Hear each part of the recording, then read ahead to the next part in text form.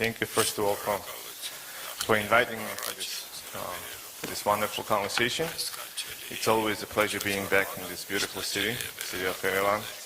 Always pleasure seeing a lot of friends, and it's always a pleasure seeing that the city is developing, the country is developing, and I think the discussion that we're having today is another proof of the increased role that Armenia has played in bringing this region and the wider region together. Let me introduce myself. You spoke about two separate topics that you would like to learn my opinion on. The second topic probably would be a little bit of outlier in this overall process of the conversation that we're having. My name is Giorgi Tsikolia. I'm the board member of the leading think tank in Georgia called Geocase. You already listened to my colleague and friend Victor Pepiani during the first panel discussion. Beside my work at Geocase, my daily job is regional head of the American technology company called Lineate. Lineate is a New York-based software development company with branches across Europe and presence in two countries in South Caucasus, Georgia and Armenia. And our experience at being in Armenia during the past 2 years already has been pleasant. We've been developing our business here as well, and I will talk about some of the opportunities on that perspective as well. For two questions that you asked, there is probably one denominator that combines those two together. It's the approach that the corporate sector and the approach that all of us have in terms of the long-term prospects and when we're looking at the region. And of course, the denominator in itself is the peace. This is a start and the beginning of the process when it comes to the planning, pre-planning, and understanding of what the future holds, whether it's in the corporate sector or otherwise, especially in the corporate sector. And of course, when we speak about the peace, that peace is impossible without, or it will not be lasting and sustainable without the substantial capital and substantial interest from the different groups of economy. Economy has to be engaged in that, there has to be innovation, there has to be technology, there has to be development, there has to be jobs to make sure that the people has a buy-in and there is a say on behalf of the private sector and individuals that are engaged in the economy and are interested in a lasting peace. And of course, for all of that to come to fruition is definitely a huge need of infrastructural development. An overall understanding of what the infrastructure is, the first thing that comes to our mind when we speak of infrastructure, of course, tunnels and roads and railways. But the infrastructure goes way beyond that today and touches different aspects of connectivity between peoples and the nations. And of course, digital connectivity in this case is a very important aspect of bringing peoples and the nations together. And when we speak of digital connectivity, that's where the main part of my job, being the representative of the company that's for more than a decade engaged in technology development. When we look at that, for us it's important to make sure that, in this case, Georgia and Armenia are connected to each other in a way that allows international companies to build their presence, to keep hiring, to keep investing, and at the same time making sure that the digital connectivity allows them for the seamless flow of not only information and people, but the data as well. And of course, all of that has to have access to a larger market, right, to a world market, it's called and so on. And definitely, this is something that we've been discussing with the Armenian government, with the Georgian government, coming up with some of the ideas on how can we bring those ideas closer. Beyond digital connectivity, definitely connectivity in regards to the flow of electricity. And I think that project was mentioned during the first panel discussion.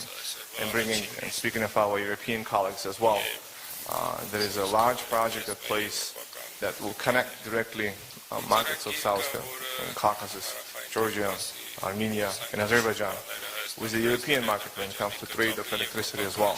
Building an undersea cable on the Black Sea will for the first time connect us geographically directly with the European market.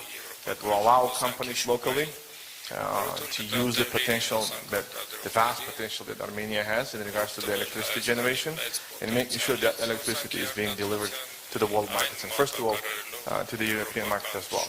Along line that cable, building an additional cable that will be a fiber optic, a digital cable that will increase the flow of data and increase the flow of information to the region, and at the same time increase the level of the digitalization. And digitalization in this age is crucial, especially for smaller size of economies such as Georgia and Armenia. Make sure that the small and medium-sized businesses are competitive enough on a larger market. To be competitive, you have to innovate. In order to innovate, you have to have a labor talent for that, you have to have a labor pool, and plus, on top of that, you have a simple thing, fast internet, and having access to that. And making sure that the cost of that internet allows small and medium-sized businesses to grow. And of course, having an additional connectivity and increasing their competition in that definitely will help doing so. On the other side, speaking of the labor, of course, smaller size economies, Georgia and Armenia, look at the labor pool, you have to compete with the large markets. Fortunately, Armenian IT sector and the Georgian IT sector have been developing rapidly for the more than 2 decades now. You look at Armenia, and you can see that in the wider region, from the mergers and acquisition perspective, if there is the largest mergers and acquisitions in tech industry, for the past decade happened in Armenia. World-leading companies such as Adobe and others have acquired local companies that entered the Armenian market and have been developing a talent locally. That has helped to put the region on a map from the tech perspective, and of course allowed others to get to know the local market well as well. With Georgian tech industry now growing, the combination of the pools between the two labor pools between Armenia and Georgia now is on par with the Romanian. And why Romania in this case? Romania in the Eastern European side is probably the leading country in terms of the fast developing IT industry.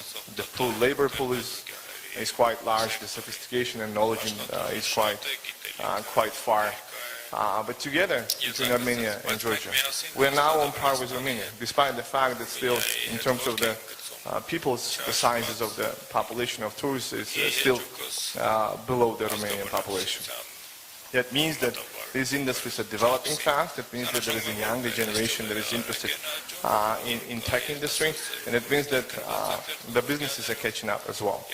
And that's for the international business such as ours is a very promising thing to see. Overall, just to sum it up, we're very happy as a company being present in Armenia. We're happy with the level of the communication we have across the agencies, across Armenia. And we're looking forward to working with the local tech industry, with an education industry, which is very important to us. And of course, it's very promising to us to see that discussions on bringing the lasting peace in the region, which has lapsed for a long period of time, is increasing. And hopefully we will see that come to fruition as well soon enough. So thank you again for having me, and thank you for listening as well, and look forward to answering your questions.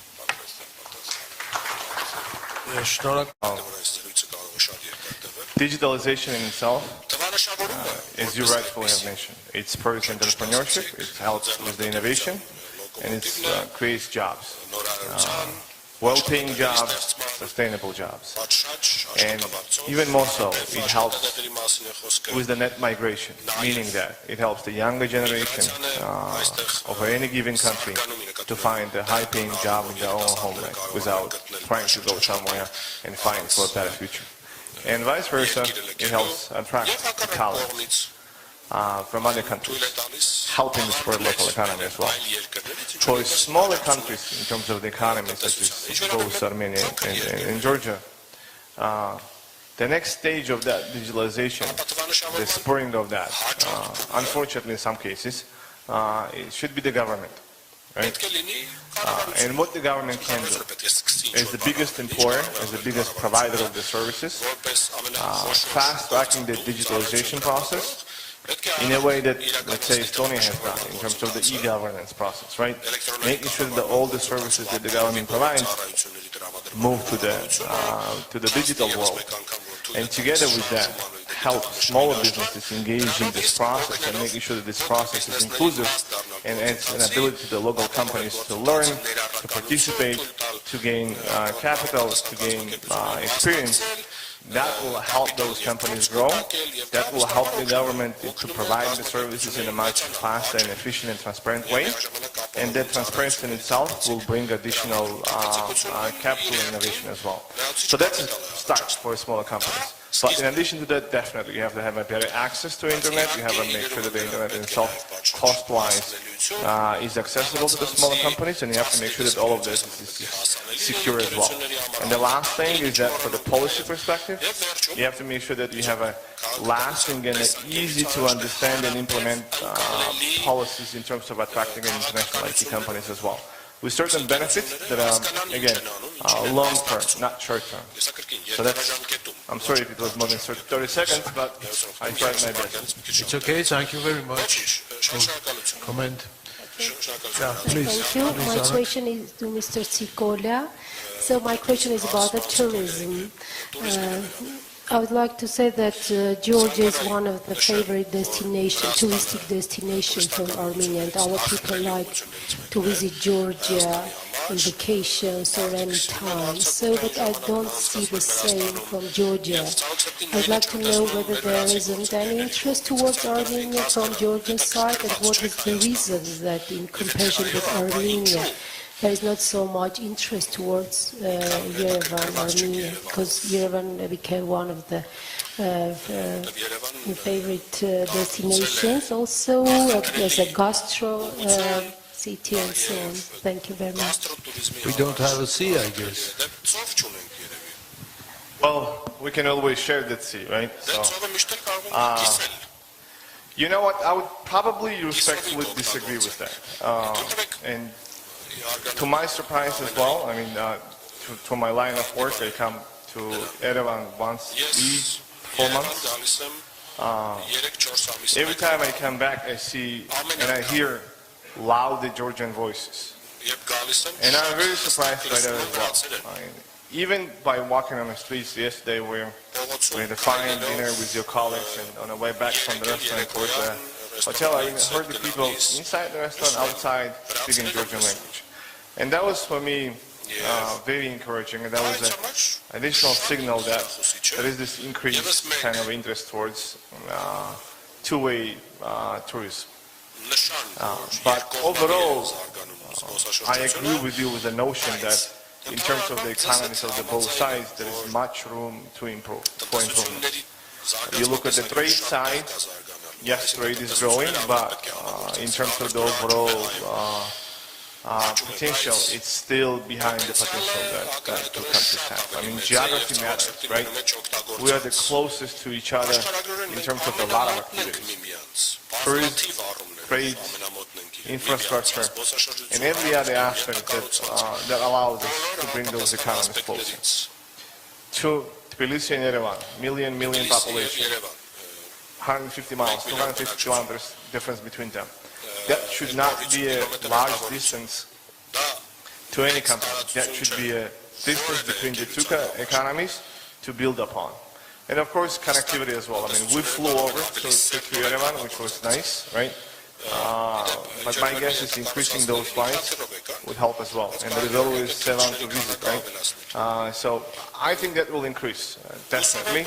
But you need to be more active on the Georgian market. I mean, there has to be more proactive Armenian tourism promotion on the Georgian market as well. That will help. Yes.